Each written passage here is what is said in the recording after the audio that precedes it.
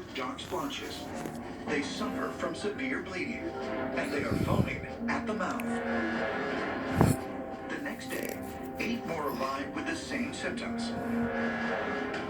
And in just a few weeks, thousands die. As Boston falls into the grip of one of the deadliest viral outbreaks of all time, the Spanish flu. The 1918 Spanish flu epidemic is probably the worst epidemic in recorded human history. Medical historians estimate that up to 20 million people died during that epidemic. It didn't just focus on one group of people. People from the very top echelon of society, all the way to the working poor, were struck down by the Spanish flu. Half a world away, the same influenza epidemic ravages populations across India. Its starting point is traced back to the city of Bombay, and there's a strange connection between these two outbreaks. They began on the same day. One of the things that's not often discussed is that the Great Flu Epidemic began on the same day in 2 different places. In Boston and on the other side of the world, in Bombay. Now those are 2 spots on the earth that are virtually on opposite ends.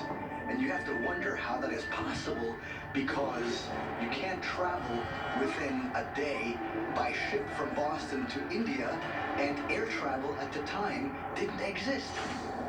How does an outbreak occur of the same virus on places so spread apart in 1918 in less than 24 hours? The answer is that the virus probably fell from space. Perhaps the Earth was grazed by the tail of a comet. And so that's why we had the outbreak of the epidemic on 2 sides of the planet. Until recently, it was believed that radiation, extreme temperatures, and the vacuum of space, that is to say, the absence of any oxygen, would kill any life form. But ever since humans first ventured into space, scientists have been finding evidence to the contrary. April 20th, 1967. NASA's unmanned Surveyor 3 lander touches down on the moon and begins its mission collecting soil from the lunar surface. 63, 64, 2 years later, 66, astronauts on the Apollo 12 mission recover parts of Surveyor 3 and return them to Earth. To the astonishment of scientists, living strep bacteria is found on the probe. But this is only the first of many cases of microorganisms surviving space travel. There have been experiments in which microorganisms have been flown to the International Space Station and exposed to the hard vacuum and the radiation and the temperature changes of deep space. And many of those organisms survive. Incredibly, several types of bacteria have thrived back on Earth after spending up to 2 years outside the International Space Station. But even more surprisingly, durability isn't reserved for single-celled organisms alone. In September 2007, a Russian Soyuz rocket carried tiny animals called tardigrades into space to test their legendary ability to thrive in extreme environments. Tardigrades are called water bears. They're found in the polar regions on mosses and so forth. And they're beautiful little animals. They have a very unusual life history. And there were experiments in which tardigrades were carried to the International Space Station, and they were found to survive exposure to the deep space environment. And after they were brought back, there were several of the tardigrades that were still alive. Now, in the last 20 years, it has shown beyond any doubt that microbes are essentially born space travelers. They can survive almost any of the rigors that you can think of that would greet them in space. High temperatures, high radiation, intense cooling, and even intense heating. It's also well established that microorganisms can very easily survive in bodies like comets and could well live in bodies like Europa and Enceladus because there is ice there, there is liquid water oceans underneath the icy crust. In recent years, astronomers are identifying more and more planets that could potentially harbor life. Some believe that microbial life first evolved on one of these distant planets.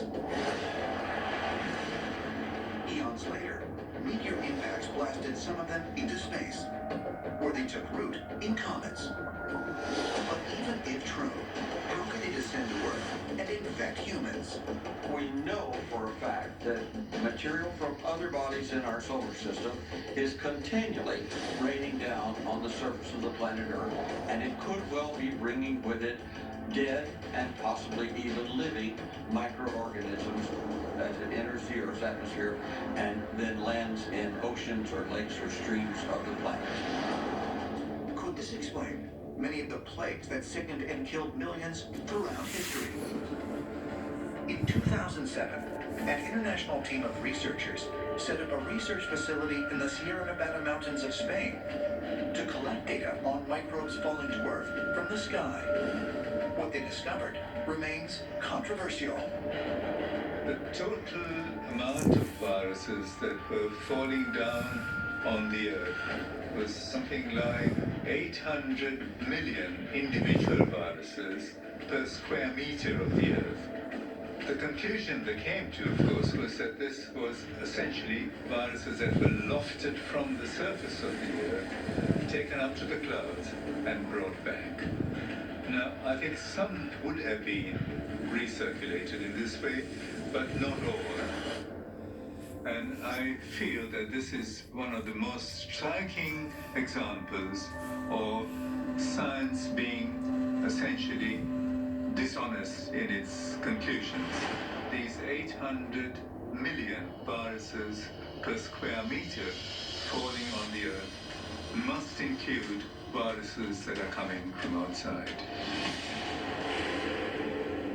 Although some scientists believe that life on Earth actually originated with microbes that rained down from comets, a theory known as panspermia, an even more controversial theory called directed panspermia, proposes that these comets were sent here not by accident, but deliberately. If I'm an alien species and I want to start a colony on a different planet,